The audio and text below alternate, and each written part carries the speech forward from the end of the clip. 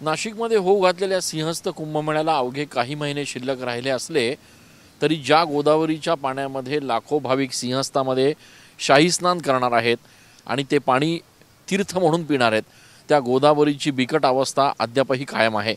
मंत्री येत आहेत, अधिकारी येत आहेत, बैठका होत आहेत आणि प्रत्येक बैठकीत गोदावरी प्रदूषण मुक्त करण्यासंदर्भात फक्त चर्चा होतीये, मात्र कृती शून्य असल्याचं बघायला मिळतंय।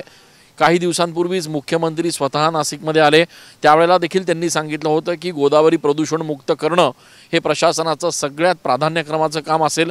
त्यानंतर प्रदूषण नियंत्रण महामंडळाचे अध्यक्ष सिद्धेश कदम हे नाशिकमध्ये आले, त्यांनी देखील तीच री ओढली आणि गोदावरी तातडीनं प्रदूषण मुक्त केली जाईल असं आश्वासन दिलं। या संदर्भात सातत्यानं महापालिका असेल, विभागीय कार्यालय असेल, या ठिकाणी बैठका होत आहेत, प्रत्यक्षात कृती मात्र काही होताना दिसत नाही आहे। आपण सध्या ज्या चोपडा लॉन परिसरात उभे आहोत त्या ठिकाणी आपण जर बघितलं तर या संपूर्ण गोदावरीमध्ये थेट गटारींचं आणि जे मलजल आहे ते या ठिकाणी एकत्रित होत आहे, ज्यामुळे मोठ्या प्रमाणात पानवेली या ठिकाणी वाढल्याचं बघायला मिळत आहे।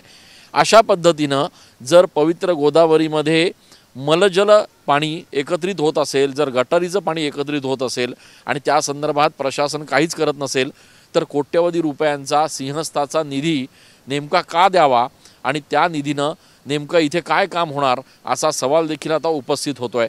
सिंहस्थ कुंभमेळ्याच्या ध्वजारोहणाला अवघे काही महिने शिल्लक राहिले आहेत, कोट्यवधी रुपयांची मागणी प्रशासनाकडनं केली जाते, मात्र ज्या मूलभूत हातात असलेल्या गोष्टी आहेत त्या देखील महापालिका आणि प्रशासन करत नसेल तर मग नेमकी गोदावरीच्या प्रदूषण मुक्तीसाठी यांची काय एकूणच तयारी आहे असा प्रश्न या निमित्ताने नाशिककर उपस्थित करतायत। कॅमेरा पर्सन आकाश येवलेसह मी चंदन पूजा अधिकारी, TV9 मराठी।